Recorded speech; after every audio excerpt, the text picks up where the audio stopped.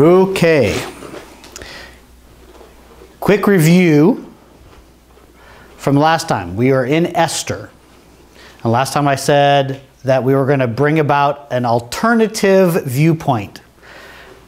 That rather than Esther, the story of Esther being a story of great celebration, two great heroes of the faith in Esther and Mordecai, that instead it seemed to me more likely that this has been placed in the story, in the canon, in the Bible, for the sake of contrast, to show those Jews who did not find the things of God a priority of importance, central to their lives. The covenant seems not to be that important. The promised land doesn't seem to be that important. The temple doesn't seem to be that important. You hear nothing about Moses, the law, nothing about God, nothing about acknowledging God's deliverance or his hand. There is literally nothing that is specifically stated or shown in the story of Esther to give us any indication that this is a story of great men and women of faith, people that we should use as models.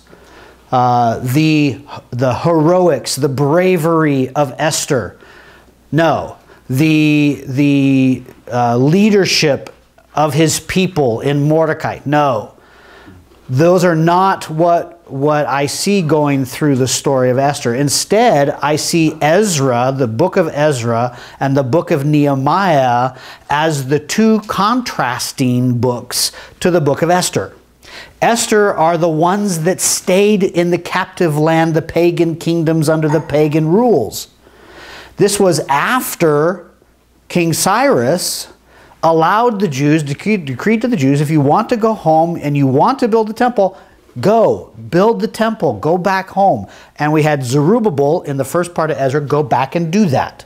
The temple was built. And then there's quiet.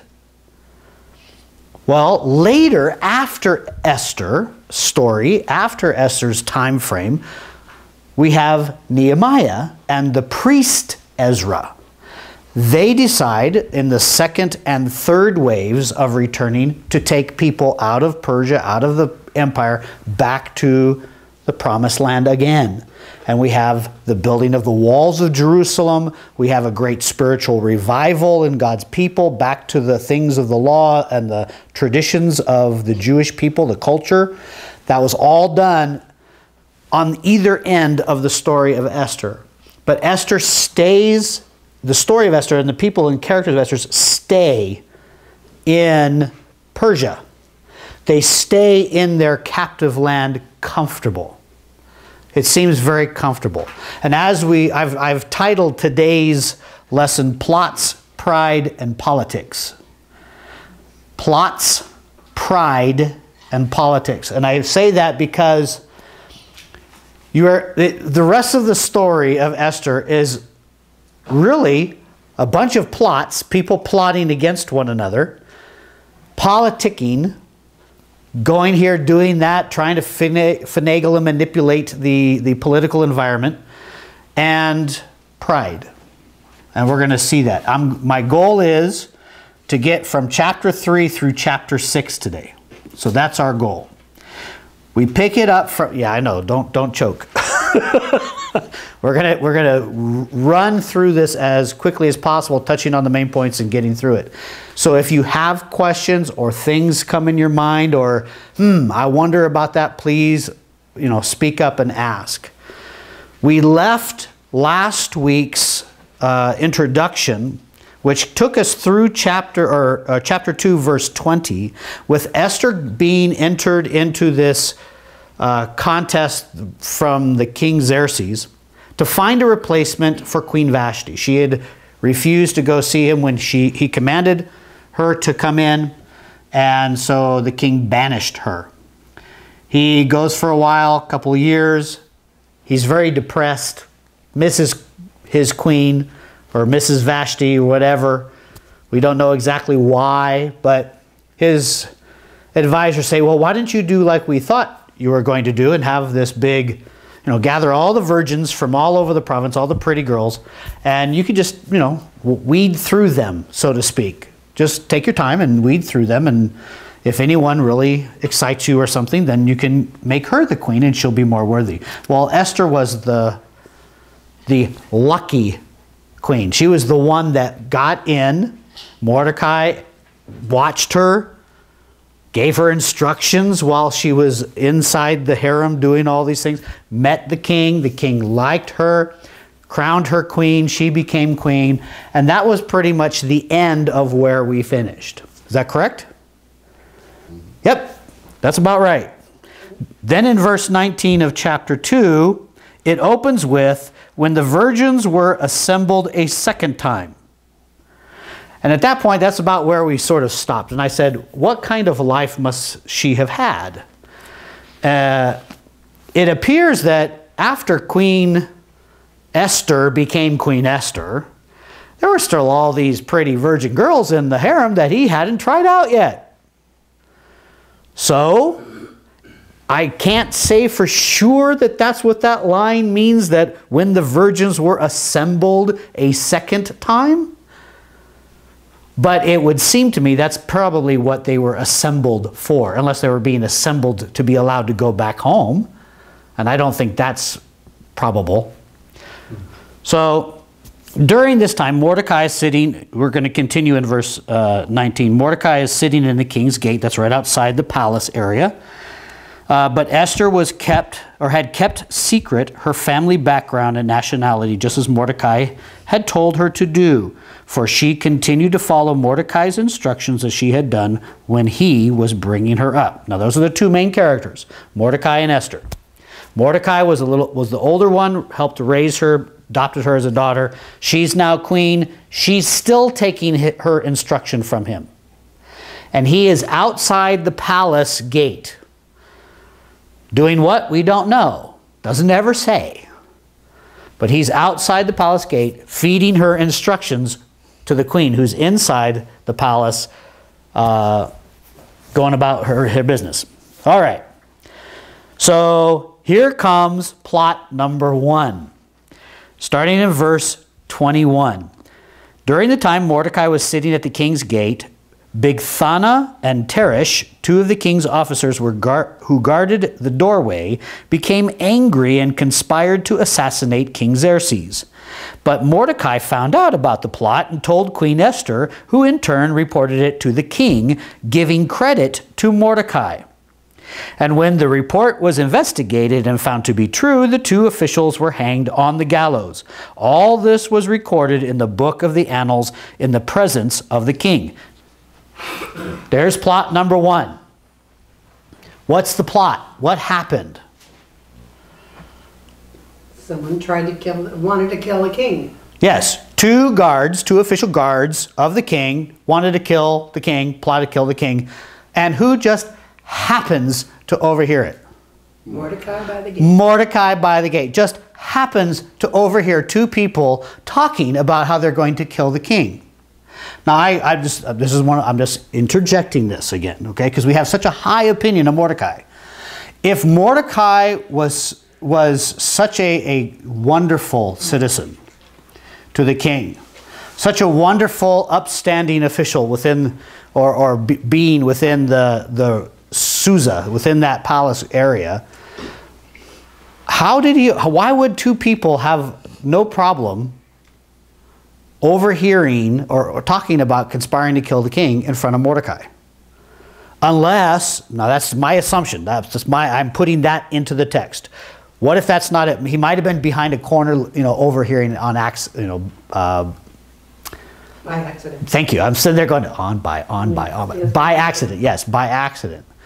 It may be that he overheard by accident, but it may have been that nobody thought he was a big threat. He's no friend of anybody. He's just he's just Mordecai. Nobody knows that he's Esther's uncle. Correct. Correct. So we don't know, but he overhears. He tells Esther. Esther tells the king. The king investigates, finds out it's true.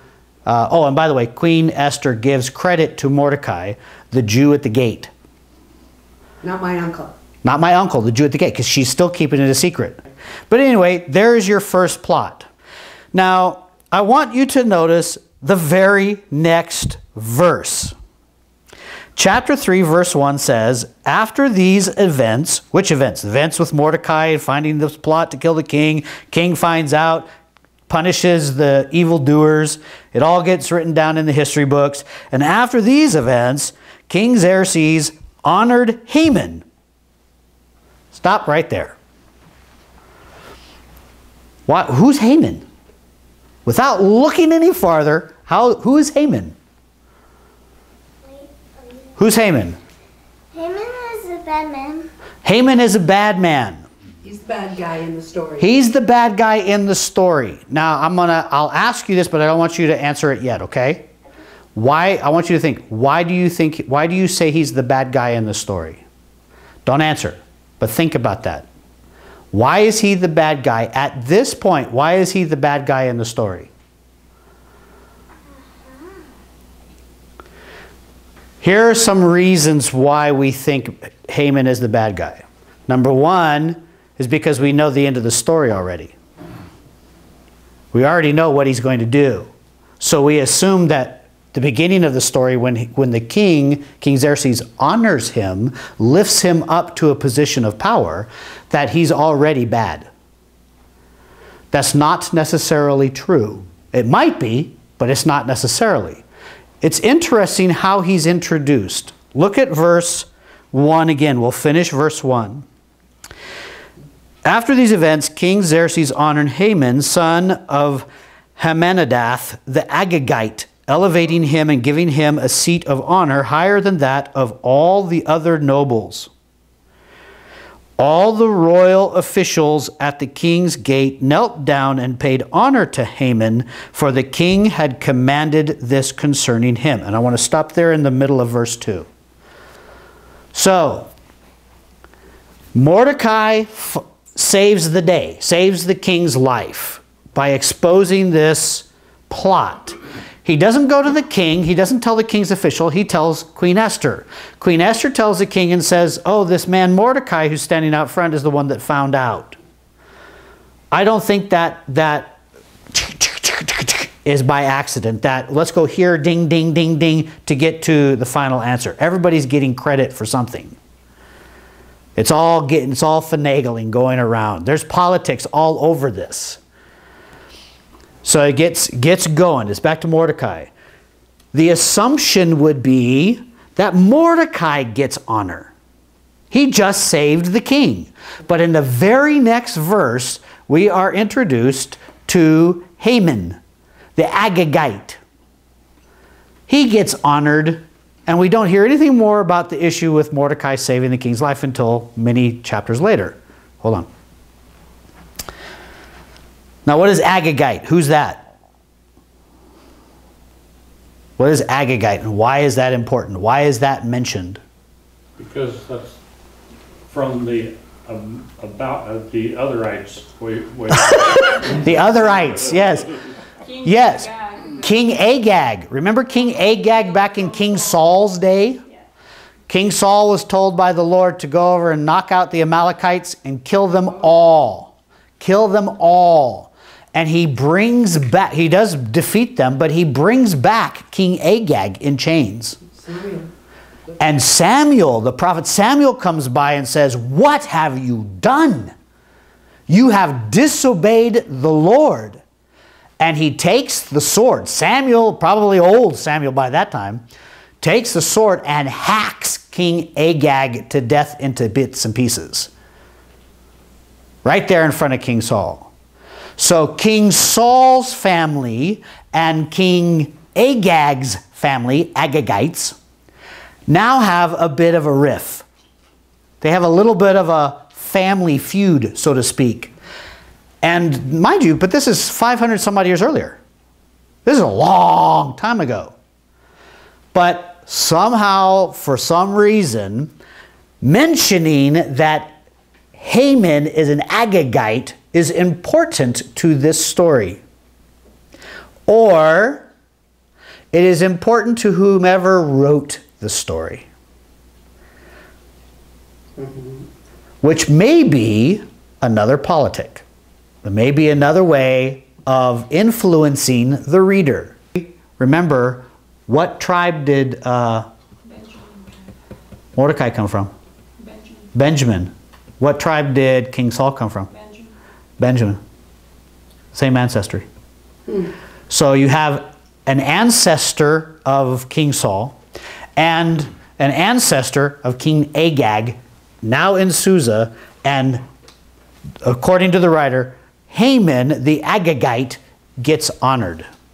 Mordecai, who saved the king, is ignored at this time. There's nothing said. In fact, we're told no honor was given to him later on in the story. All right, so here's Haman. He has ancestry. There's history there. There's family feud supposedly there.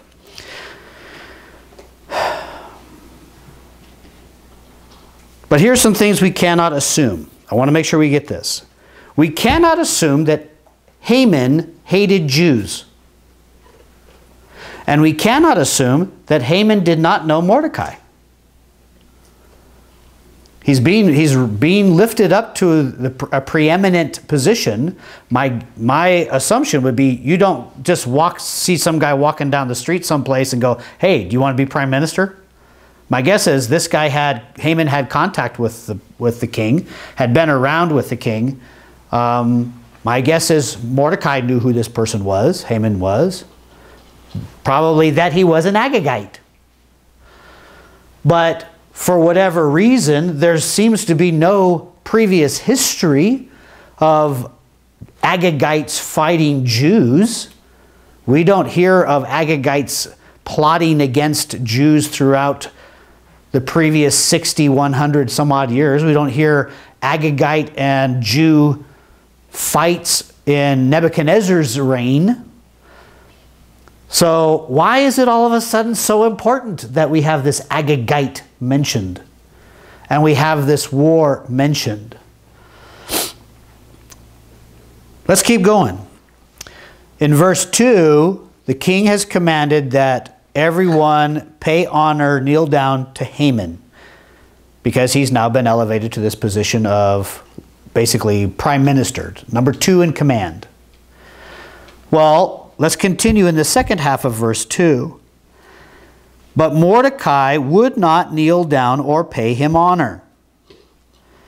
Then the royal officials at the king's gate asked Mordecai, why do you disobey the king's command?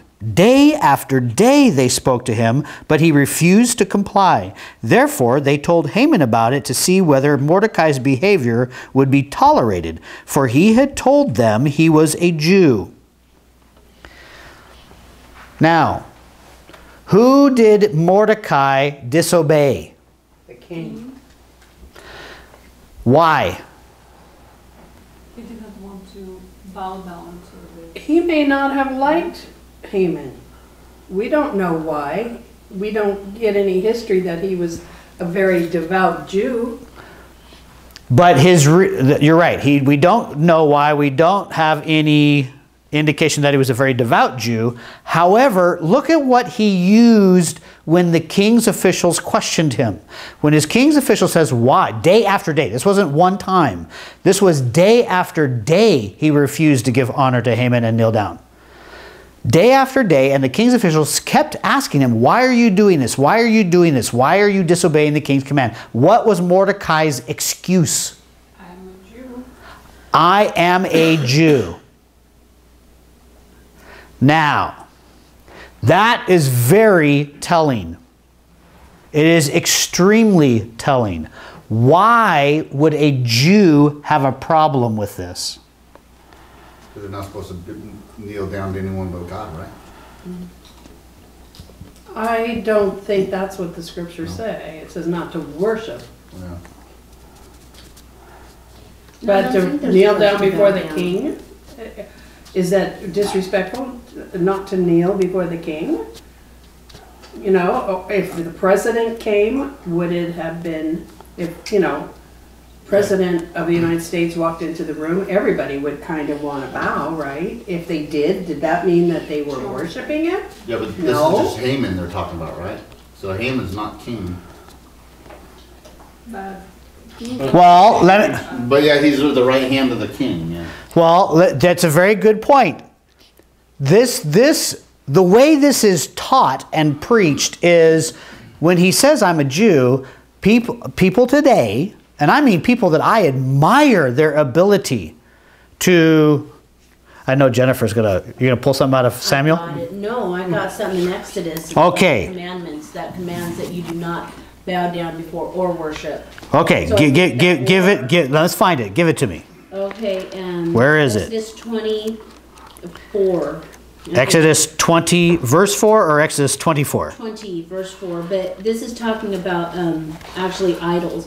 But it says you do not bow down to them or worship them. And I know in other places in the Bible they've said they're not going to bow down before anything but the Lord.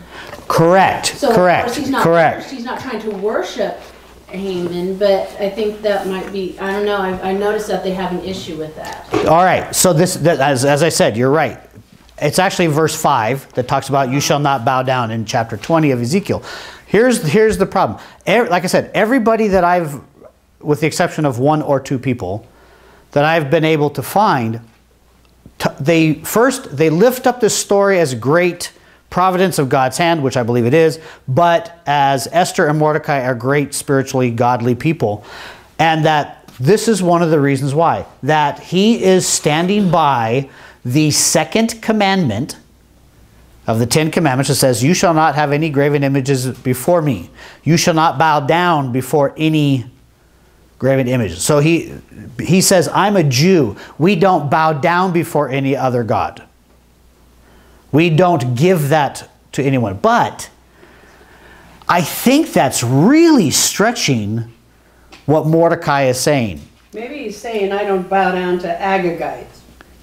That may be a possibility. I'm a Jew. I don't bow down to Agagites. Maybe that's why they made a difference in the story. Perhaps that may be why. So Mordecai may be approaching this from the standpoint of, I got an issue with Haman because Haman's an Agagite. And I'm a Jew. That may be why. However, here's another possibility, and we're not going to get an answer to this. I'm just throwing these out there for you, because they're opposite of what is usually promoted. So here's the other one. Could he be using his name Jew to excuse wrong behavior? I'm a godly Jew. I don't have to bow down to him. Sort of Pharisaical. Yes. Here's what I'd like to do. Go back to thinking of your Exodus. Thinking if Mordecai was claiming, I don't bow down because I only bow down to God. If that's what he had in his mind. I want to throw a couple verses to you, and you tell me, how does that jive? Okay? So the first one is in 1 Samuel 24, verse 8. Then David went out of the cave and called out to Saul, my Lord and King. When Saul looked behind him, David bowed down and prostrated himself with his face to the ground. Ooh. I'll give you another one. 2 Samuel chapter 9 in verse 6. When Mephibosheth, son of Jonathan, the son of Saul, came to David, he bowed down to pay him honor. Who bowed down what? Mephibosheth, the son of Jonathan. I'll give you... However, Bowed down to David. Yes? you have Jews bowing down to Jews. Yeah? Anointed Jews.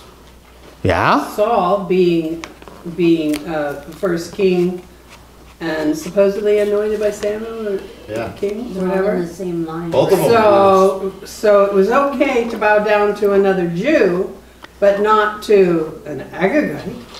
Well, perhaps, but that again, that would show that the second commandment is not really what the second commandment is saying, if that's how we're going to interpret it. Right. Pastor was a stretch because I knew he wasn't an idol. But I could see people, but see, that's what people teach. They teach that Mordecai was so holy that he wouldn't even bow down to, and they will go to Daniel. Well, see, they didn't bow down. No, they didn't bow down to an idol. Mm-hmm. But I'll give you one more, because the next one is not a commoner. The next one is a prophet. What would a prophet of God do? So this was in 1 Kings chapter 1, verse 22. When she was still speaking with the king, Nathan the prophet arrived. Now this is Bathsheba talking to King David. Nathan arrives, and they told the king, Nathan the prophet is here. So he went before the king and bowed with his face to the ground. Now here's a prophet bowing down to King David with his face to the ground. So we have David doing it to King Saul. We have Mephibosheth, the son of Jonathan, the son of Saul, bowing down to King David. And we have a prophet, Nathan. Wasn't Nathan the one that accused David of sleeping with Bathsheba, committing the sin? Wasn't that the one? Okay.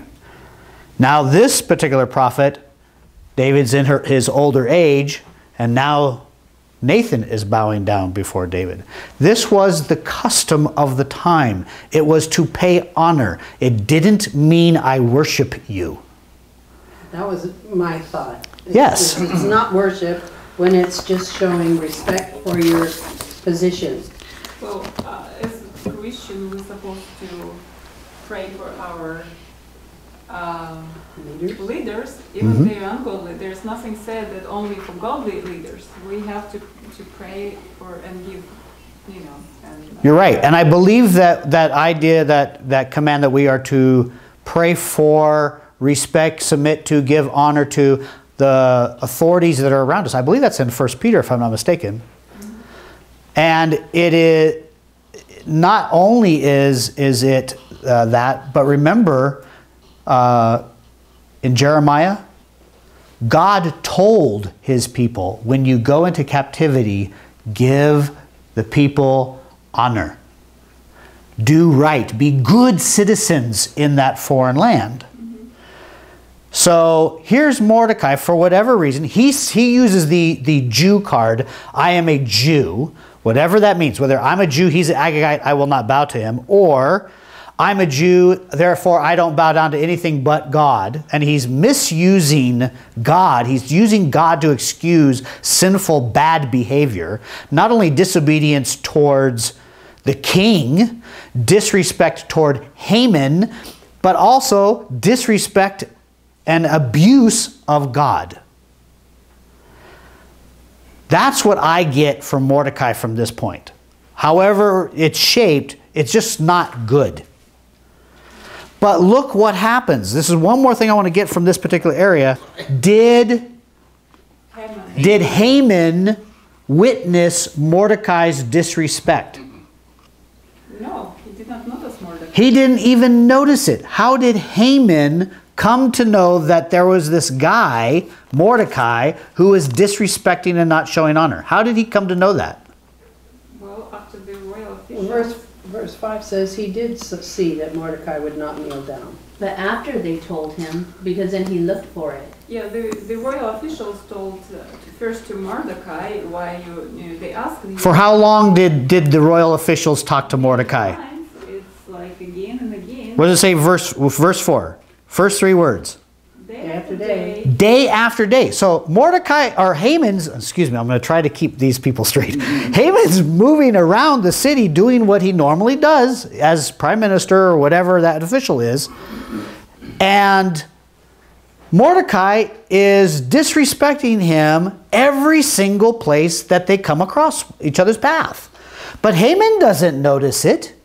Haman doesn't say anything. It's the king's officials who see it. And it's the king's officials who go day after day to Mordecai. Why are you doing this? Why are you disobeying the king's command?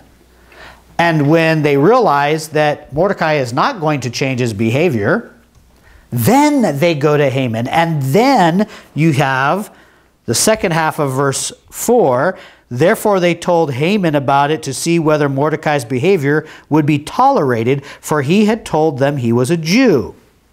Verse 5. Let's keep going. When Haman saw that Mordecai would not kneel down or pay him honor, he was enraged. Okay, that's when you get it. That's when Haman gets mad. He hasn't been mad yet. He's had no problems with his new position yet. Mordecai is a nobody to him in his world until Mordecai picks a fight. And it's brought to Haman's attention. And then Haman sees it and makes him mad. Verse 6. Yet having learned who Mordecai's people were, well, he didn't even know who Mordecai's people were until then. Yet having learned who Mordecai's people were, he scorned the idea of killing only Mordecai. Instead, Haman looked for a way to destroy all Mordecai's people, the Jews, throughout the whole kingdom of Xerxes. Now I'm going to stop right there. Keep your finger on the right at verse 7 there. So, the story of Esther is about a bad guy who gets to power and makes a plan to plot to kill all the Jews. And Mordecai and Esther are the godly people who, through God's providence, bring about God's deliverance of his people throughout the entire empire. Right? I don't think so. Who was the one that instigated? Who caused it? Mordecai. His disrespect put every single Jew in jeopardy. Yes, Haman, because he's an Agagite, probably, when he found out that Mordecai was a Jew, said, you know what? I got enough power, I can do something about this. And not just Mordecai, but I'll get all of his people. I had something to say. Yes. Remember last week we were saying, like, why did he tell her Esther not to tell people that she was of Jewish descent? But it seems to me that there's something going on with the way that they view Jews, even though it doesn't say it, because he's like, oh, I'll get them all. But it's like, that's not a normal response. Like if you saw somebody and they were different from you and somebody said, well, this is how they're different, you'd be like, so? I'm still mad at that one person. But for some reason, he's mad at him and he's going to pick out that whole race of people. It is possible. We remember back in Ezra we read that there were upbringings, there were uprisings, I should say, against God's people back in Jerusalem. Because they asked him, is this going to be tolerated because he is a Jew? So they separated him out from everybody else because he was a Jew. And so I don't know what that means, but I think that something might be going on. That's why he may have told her, don't tell anybody. It may have been. It may have been. It's one of those things you have to weigh, I think, to find out is what's going on because of anti-Semitism in the area where people actually were against the Jews at the time. I don't know that that's true. I don't know if it's true. I just the noticed. time when Cyrus let them go, then the other king after Cyrus also were allowing them not, to build the... Well, Cyrus was first Persian king. He allowed them to go home. Darius helped them again to finish building the temple. Xerxes is the next king, who we are speaking of now. And there are some indications that there were letters being written back and forth between the people and the Jews that had gone to Israel to build the temple and build the city and the Persian king. I'm not positive all of the nuances. All I do know is that something was going on. Mordecai did not want anybody to know that the queen was a Jew. But remember, he didn't stop there. He didn't say just a Jew. It's a Jew and you're not related to me. Russian translation doesn't say anything what they will do to the Jew.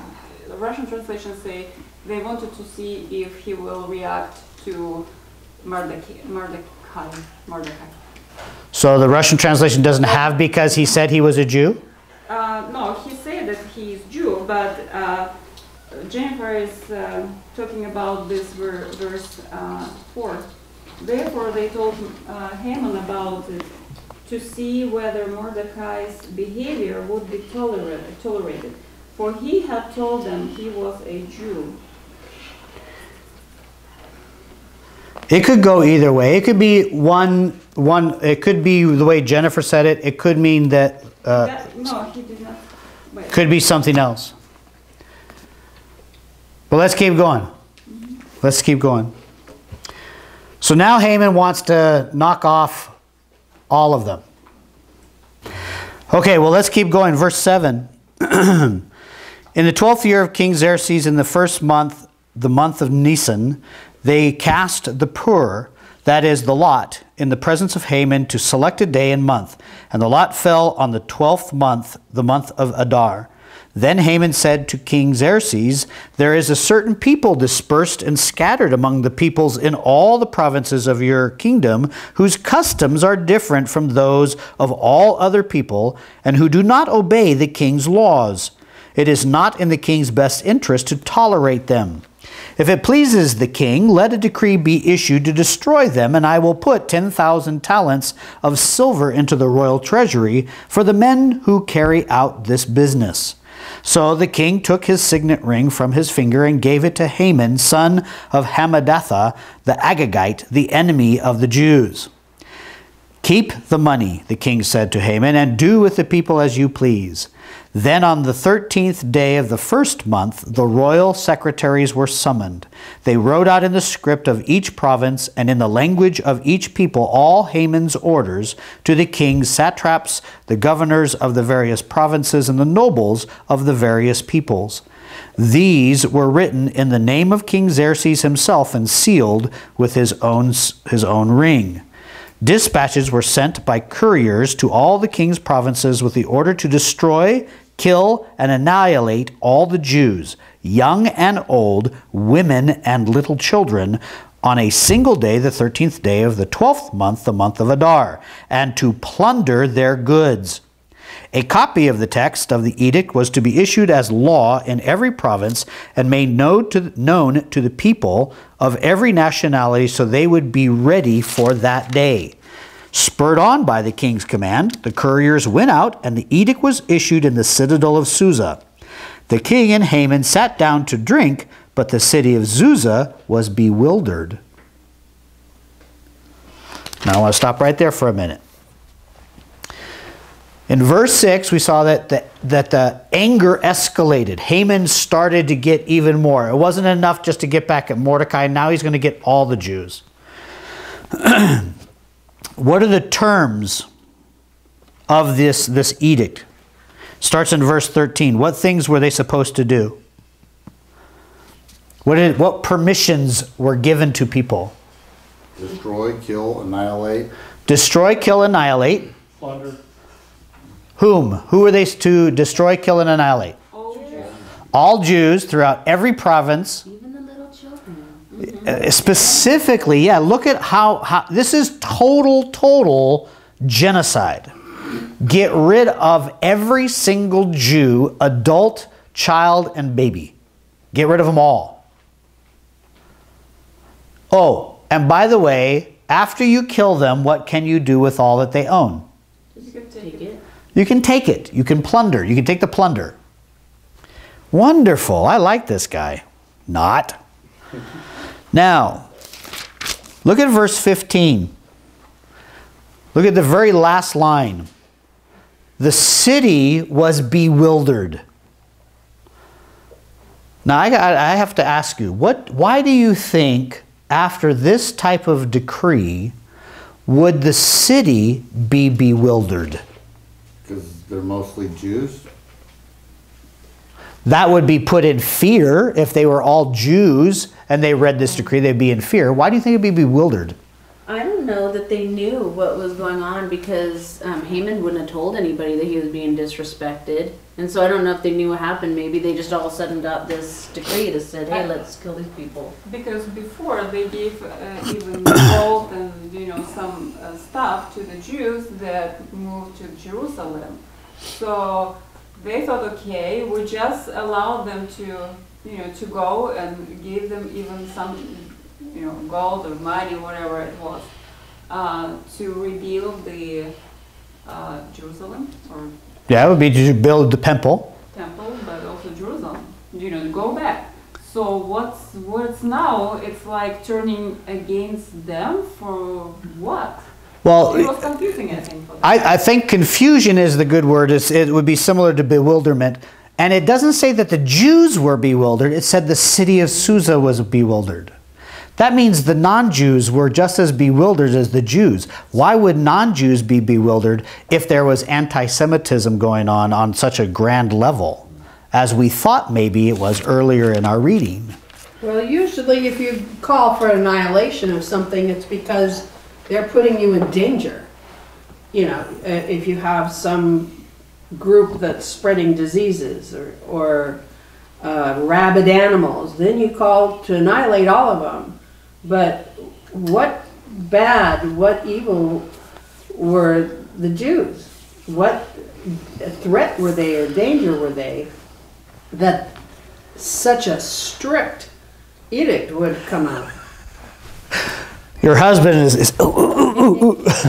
Yes, sir. I think there may have been a lot of interaction between the Jewish people and the other people in any of the provinces. They could have intermarried. Mm-hmm. They have been doing commerce with each other. Yes. Okay? Like United States, we have Yes. lots of Jewish people that you don't even know they're Jewish. My brother is married to a Jewess. Yeah. Well, because it And this is a common, non-threatening, what if President Obama says, all right, from now on, we're going to kill all Jews as of this date. There goes your wife. For no reason. Yes. Well, for apparently no reason. No reason was explained. And so, yes, and I'm thinking that again speaks to the type of tolerance of people that was there at this time. We are told historically that the Persians were very comfortable sending all people, not just the Jews home, but all people back to their original lands to take up their gods again and do their worships again. And so it was a time, it was a way of maintaining harmony in such a massive empire. Mind you, it went from India all the way into Egypt. This thing's huge. 127 different provinces or so. A few Jews. Yeah, so you know, you have to have some forms of tolerance going on. It just seems to me that anti-Semitism is not really what we're talking about earlier. I think this was personal between two families. It got more personal when Mordecai made it a big issue and got into Haman's face.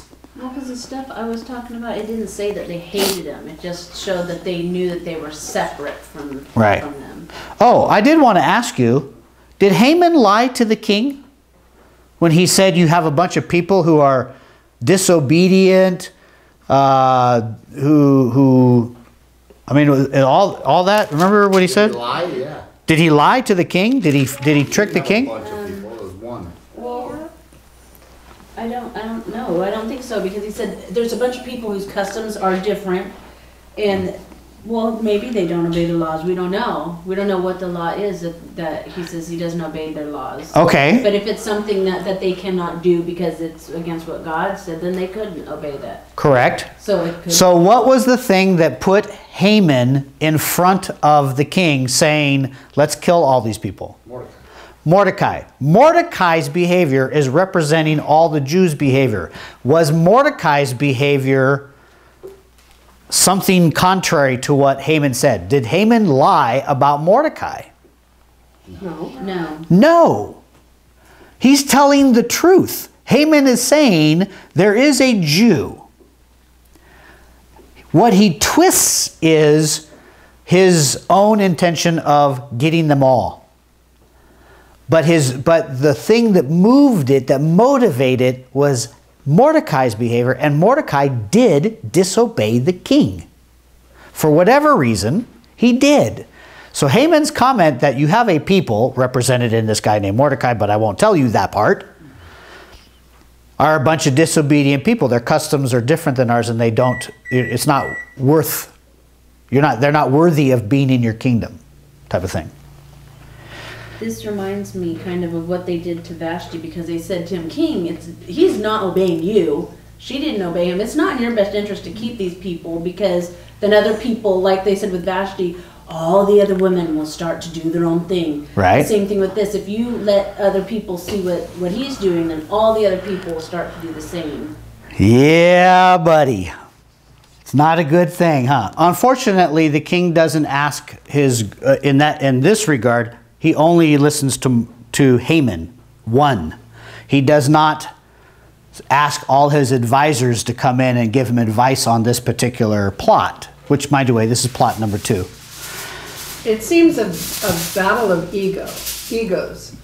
Mordecai's ego against Haman's ego. If neither were dealing with egos, it wouldn't have happened. I agree. It is pride and politics. Who can get ahead? Who can get the king's ear? Who can get the signet ring put on their finger? Whatever it might be. But that's what I'm seeing through this. Let's keep going. Chapter 4, verse 1.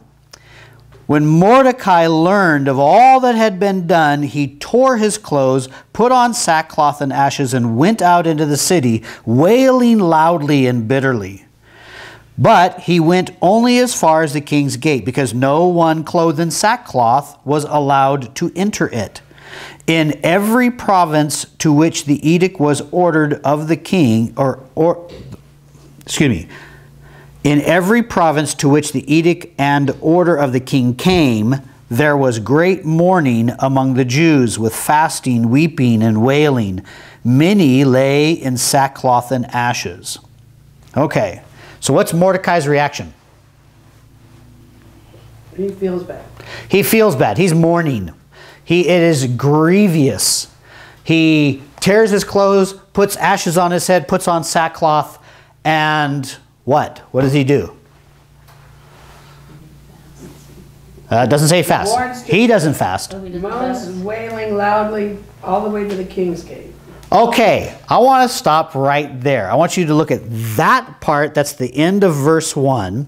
He does all these things. He visually puts on the signs of mourning, wails and loudly and bitterly and screaming, and he goes throughout the city as far as the king's gate, but he can't get inside the king's gate because he knows that they won't let him in, right? He's looking pretty shabby and nasty. They're not going to let him in the king's presence.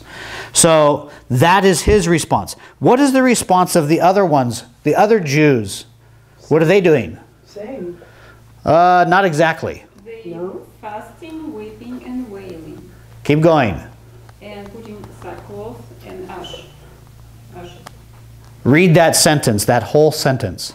Many lay in sackcloth and ashes. All right. I want you don't throw that. That's a contrast. They're not the same.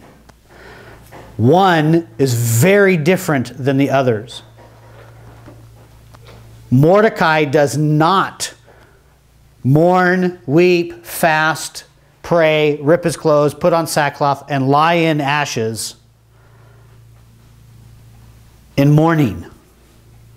Instead, he does all those things that you could visually see, and then walks through the city yelling and wailing and crying all the way up to the king's gate. Why would he do that? Because Esther's on the other side. Was it like that guy who was praying out in public, and when we're told to not do it for public display?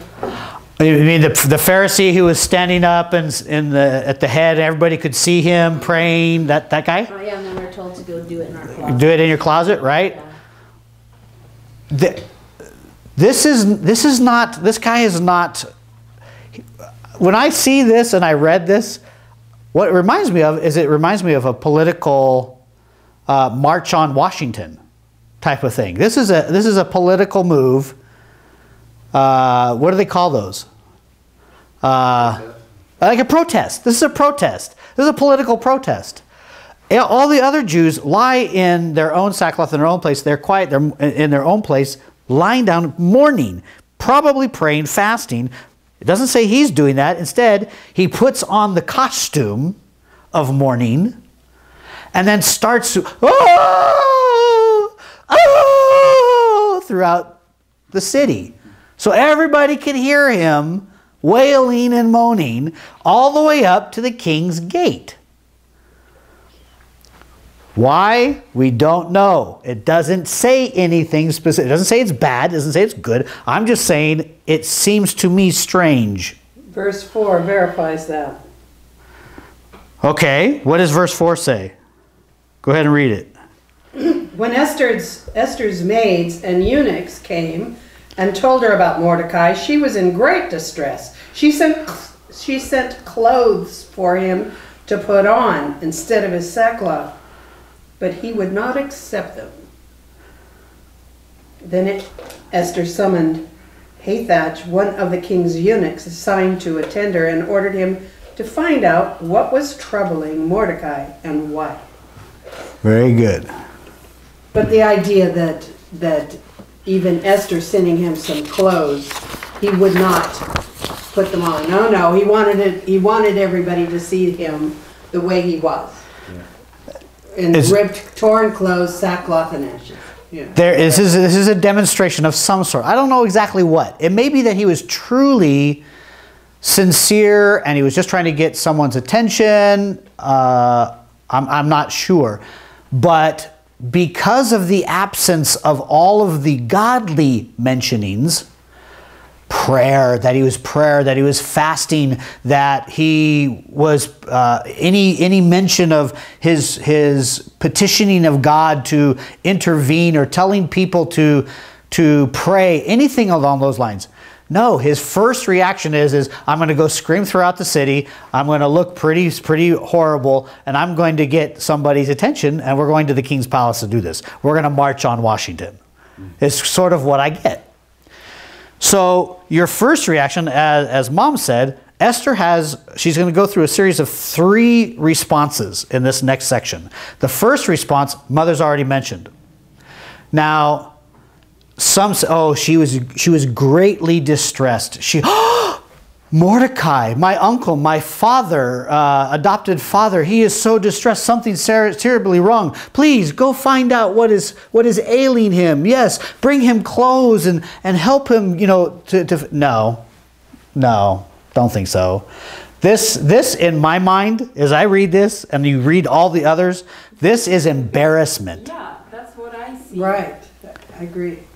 Would you shut up, man? Shh. Someone go out there. Get him out of those nasty looking clothes. What is his problem? Now, mind you, she doesn't know the decree yet, supposedly. So her first response, I think in verse 4, is one of embarrassment,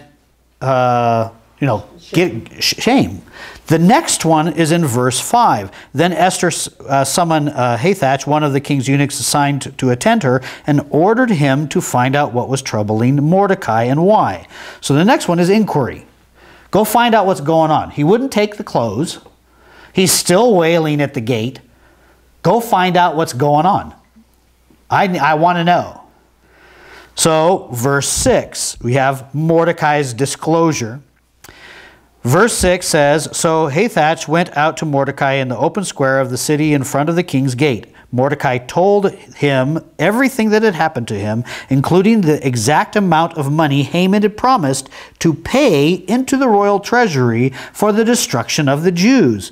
He also gave him a copy of the text of the edict for their annihilation, which had been published in Susa to show to Esther and explain to her, and he told him to urge her to go into the king's presence to beg for mercy and plead with him for her people. So what does Mordecai want Esther to do? Go stop all this, go to the king and have him stop it up? Yes. Here's why I'm mourning here. Here's the edict. Go plead with the king to save our life, to save all our people. Now let on you're a Jew. Yeah, well, no, not necessarily. For her people. Well, yeah, okay, you're right. For her people. So the idea, the assumption is that you could disclose it now. Okay. So what does Esther respond? This is Esther's now third Yeah, her third response. She's actually response 4 times. I'm sorry. Verse 9. Hathach went back and reported to Esther what Mordecai had said. Then she instructed him to say to Mordecai, all the king's officials and the people of the royal provinces know that for any man or woman who approaches the king in the inner court without being summoned, the king has but one law, that he be put to death. The only exception to this is for the king to extend the gold scepter to him and spare his life. But 30 days have passed since I was called to go to the king. What is Esther's response? It's dangerous to go to the king right now. But don't worry, he should be calling me any day now. Because it's been 30 days. You think it's the 30-day part is... Well, I think she's saying like... It's been a long time since he's been with me, so he'll probably call me sooner or later. Well, I'm thinking she's saying, I can't go there because he will kill me, but don't worry, any day now he is probably going to get around to calling me. Because it's been 30 days. Perhaps, but remember, he has that whole harem of virgins that he could partake in if he has any... 60 days worth. Yeah, at least 60 days worth. Well, Mordecai argues back. He says it's more serious than you think. We don't have any time. You could wind up dead by the time he calls you. You know, this may be the reason that you have been put in a position in the king's court or whatever. Which is that next part. So let's read that next part because I'm going to take both in one lump. Okay? Because I want to show you another way of looking at what he just said. Because I don't think it's what we read it as. Here we go. Verse 12. When Esther's words were reported to Mordecai, he sent back this answer. Do not think that because you are in the king's house, you alone of all the Jews will escape. For if you remain silent at this time, relief and deliverance for the Jews will arise from another place. But you and your father's family will perish. And who knows but that you have come to royal position for such a time as this? Then Esther said this reply to Mordecai. Go, gather together all the Jews who are in Susa, and fast for me. Do not eat or drink for 3 days, night or day. I and my maids will fast as you do. Then, when this is done, I will go to the king, even though it is against the law. And if I perish, I perish. So Mordecai went away and carried out all of Esther's instructions. Period. Now, we read that and go, wow, what a brave young woman. And yes, we take that line, and who knows but that you have come to royal position for such a time as this, and say, praise God, God put Esther in that position for just a time as this, to save his people. That's how we pull this all together. And we go, duh, of course. Yes, sir. Yes, ma'am. I don't think that the people prayed instead. You don't think the people prayed? Maybe not. I think they just wanted to do another way on their own. Another way on their own? Perhaps, maybe so. Let me go through this a little bit and flesh it out a little bit, okay? Because I think it's important to look at it. If what Mordecai is saying, if we just read it that way and left it that way, I think we would have to go back to Esther's a wonderful godly woman and Mordecai's a godly woman, or godly man. And they're really together. They're doing very well. But I don't think that's what's being said, and I'll tell you why. Here's why. Mordecai, we're going to look into Mordecai's words first. Verse 12, when Esther's words were reported to Mordecai, he sent back this answer. Now let's look at this answer. Do not think that because you are in the king's house, you alone of all the Jews will escape. What does he mean? Just take that verse, or that sentence. I will snitch you out. No. No, you don't know that. I'm just saying, what literally does it say? Don't think that you're going to get out of this. Right. Don't think that because you are in the king's palace that you will escape the edict, the execution, the annihilation. Somebody will find out you're a Jewess, and they will get you. Yeah. That's basically what he said. You don't, you almost want to think that there's a little bit of a threat there. Yeah. I think the next line is kind of strange because he says to her, "We will be saved." Okay, now here's where I say you got to look at what's being said. Do the next verse, verse 14. That first sentence. For if. What does for if mean? For if you do not do the first part. The first part is true here. For if you remain silent at this time, relief and deliverance for the Jews will arise from another place. We'll be saved some other way. God will rise up another deliverer other than you. But you and your father's family will perish. Stop there. Does that make sense? Yeah, sort of. How? How can a deliverer come from someone else? If it's not from God at the beginning. Hold on a minute. Let's just take it one step at a time. His argument, according to how we typically read this, is if you don't say anything, Esther, God is going to raise up some other deliverer, some other way of saving the Jews, save the people. Your people are going to be, the Jews will be saved. But you and your father's family. I thought her father was dead. She's the only family we know of. So why would Mordecai separate the two? As far as lineage was an important thing. What lineage? She has none. Yet. You and your father's family. Himself? I think if she dies, her father's family's done because she was the last one. Oh yeah, there'll be no descendants. No, it's not just it's you will die. It doesn't make sense what he's saying. What he's saying is, if you have to keep the interpretation the way it is, if you keep the interpretation the way it is, the only way you can resolve that is saying that if you, Esther, do not go and act as the deliverer with the king, you don't get the mercy, you don't win the king to change his mind, then God will raise up some other deliverer who will save all the Jews except you and I, you and me. That's the only way that you could, I think that you can finagle that. Except you use the word all. And to save the Jewish nation doesn't require that all Jews be saved. Okay, so get rid of all. A remnant would protect the lineage heritage of the Jews, but what he's saying is, but by the time another deliverer came, you'd already be dead. In other words, speak up now. And her family's father, or father's family. Right. Meaning Mordecai.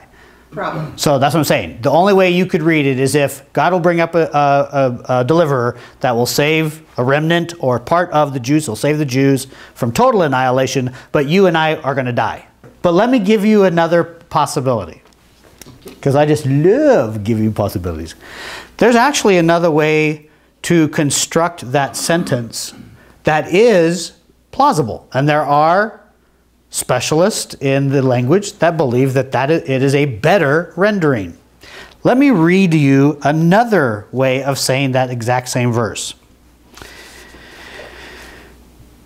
And that is this way.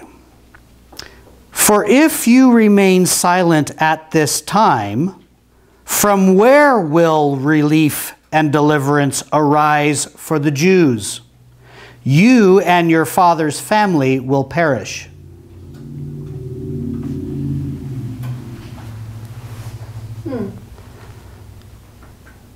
And who knows, but that you may have come to royal position for such a time as this.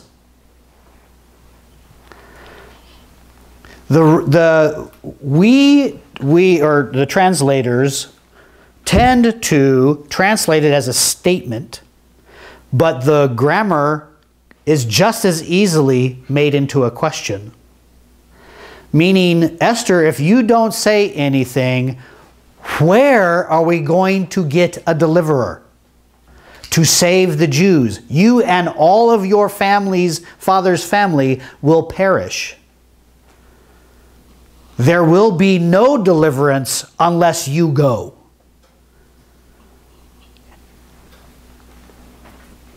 Now, there are Bible scholars that believe that's a better translation, but I'll leave you to fit it in. Well, does it fit? Does it fit in better that way, into the character and the spirituality of Esther and Mordecai that we've been talking about, or do we have to rearrange our thinking a little bit and put it the way it is, exactly the way it is here?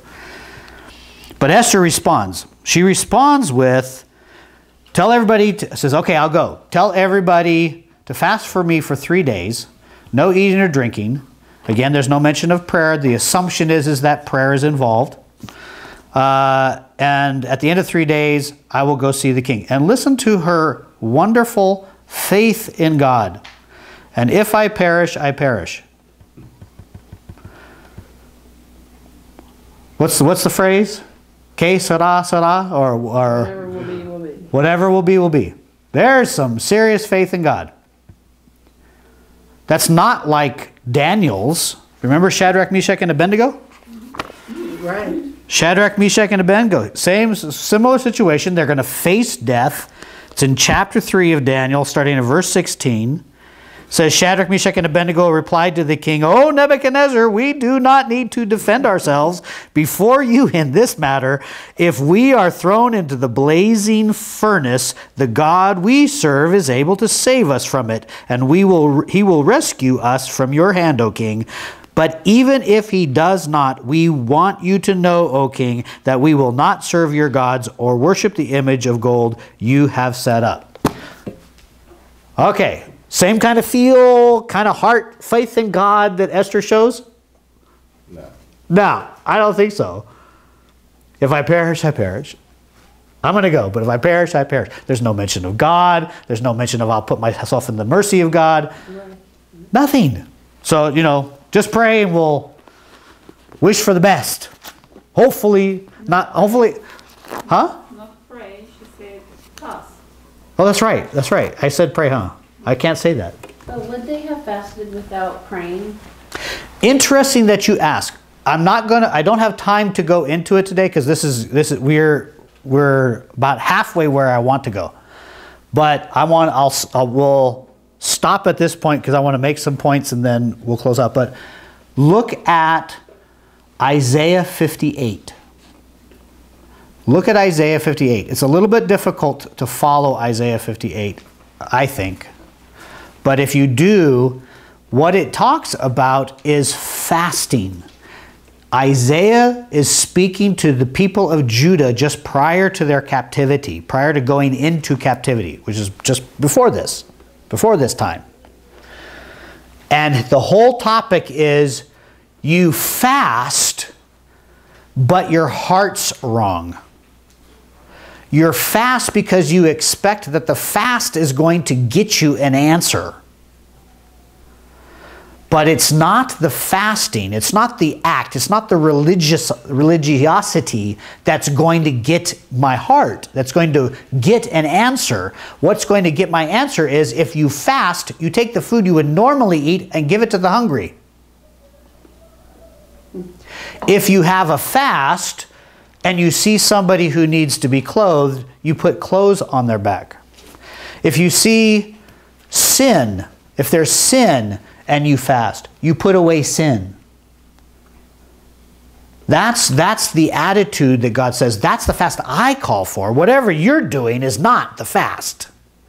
So there are, even if they did pray, that doesn't necessarily mean that their heart was right in their prayer. We don't see any kind of remorse or petitioning of God, questioning of God. God, have we sinned? What have we done? Have we angered you? That's not in the context of any of this. Wow. We've gotten only through 2 chapters. I want to do 2 more, but we have so little. We have so much more to go. Let's hold off that. This will be a 2-parter. Let's do that. We'll do a 2-parter. This will be part 1. Let me see if I can come up with. Yes, I can. I can add in the conclusions. I always like to have a conclusion. You got to have something that brings it home. It has to apply to us today. And we spoke a little bit about this one already, and that was Mordecai's hypocrisy. I really believe that Mordecai was not so much pointing the finger at Haman and saying, I'm not going to bow down to an Agagite, although that may be there. I think really he was using his Jewishness to excuse bad behavior, whether it was because Haman was an Agagite, or whether he was claiming the 2nd commandment or whatever. He was using the word I'm a Jew, his identity, to excuse disobedience. Not only disobedience to the local authority, but disobedience to God. And I wonder if we don't at times do similar things. We say, I have liberty